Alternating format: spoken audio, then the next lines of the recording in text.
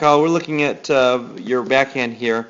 What our focus on is getting your racket back into your hip a little sooner.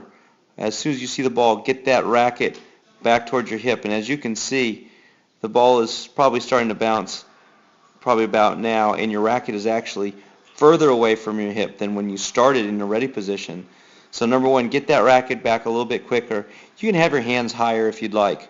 The other piece that we were working on as well is taking a look at how you swing and keeping your left elbow tucked in and not scooping on the ball. And so as you can see right here, your left elbow starts flying outside of your body rather than kind of going through inside towards your rib cage and forward.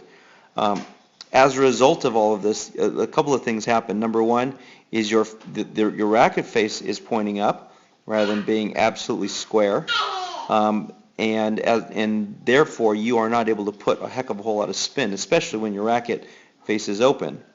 And a lot of other things happen here. You kind of cup your wrists, and that's how you generate your power. Rather than hitting through the ball, you kind of flick your wrists.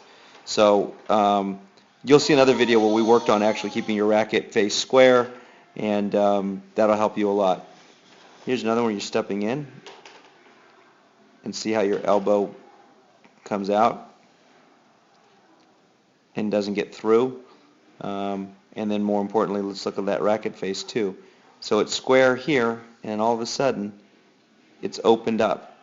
So that's how you drive your ball, which doesn't give you a whole lot of spin. It's very flat. And as you can also see is that racket head doesn't really drop. And when I'm talking about that racket head, I'm looking at this tip. You want that tip to be pointing down so that you can start hitting and brushing up on the ball to give you some lift and spin. But we'll work on that, and you'll see in the next video what we did on some drills to get it more square.